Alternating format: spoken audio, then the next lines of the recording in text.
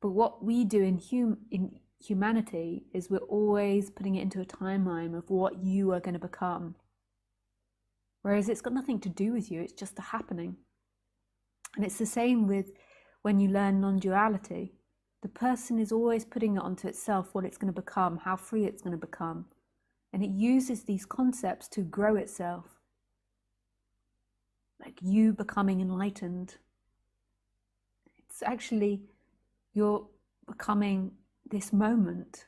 Who is becoming enlightened? There is just this moment, and it's like doing everything freely without this added on stress of the person that's got to become something.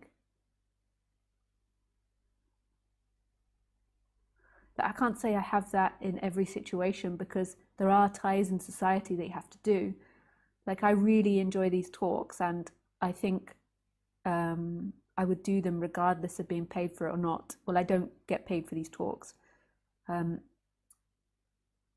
I really enjoy the act of speaking about it. It just comes out and it feels like love.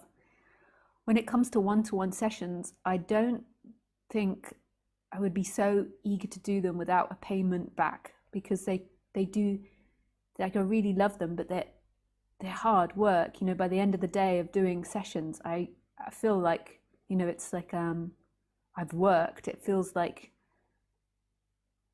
if you put it in another context, like it feels like you know, I've been out farming or something, to say, if we just put it in another context. So, like, farmed lots of vegetables, and it's the same with the vegetables. I don't know if the man would grow all the vegetables if there was no one, you know, if he didn't consume them himself, or he didn't sell them, or the woman, whoever it is. That was very sexist of me. The person who did it.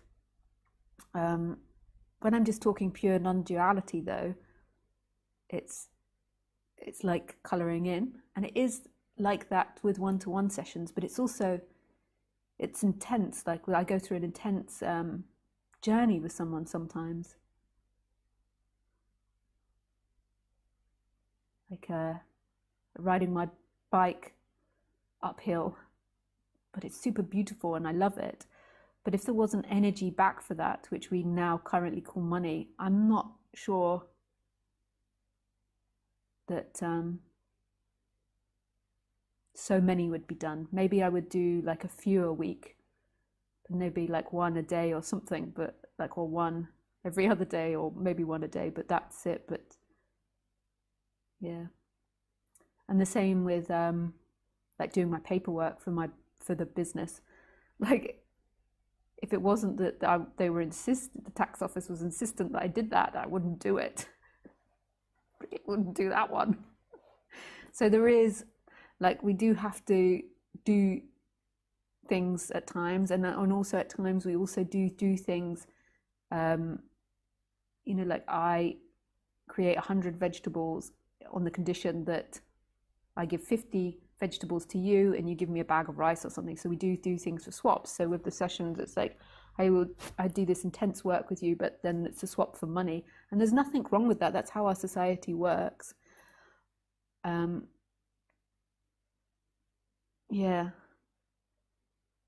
and there is beauty in that as well. Like, there's, like, when I'm doing the sessions, I feel really present, and if I was a vegetable grower, then I would be really present to that and really enjoy it. But I don't know if I would grow so many vegetables if no one was going to pay for them.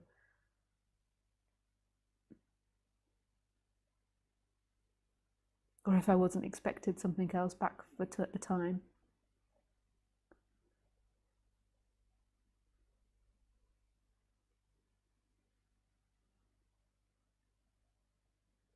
It could be a hobby. And so we do that, but it's like a different thing to this, like the free will of what you're doing with the free will.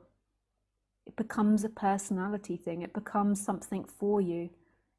And then you become identified with it. Like, this idea needs to give you freedom. This idea becomes a defense from getting out of doing the washing up or going to work. which I often see people that are avoidant get into non-duality and use non-duality to stay avoidant. I'm sure I've done it. I have a tendency to being avoidant and to being the opposite as well, like to hold on to things, but more, no, the holding on to things is not so much, but more if I'm going to have a defense, it will be to avoid something.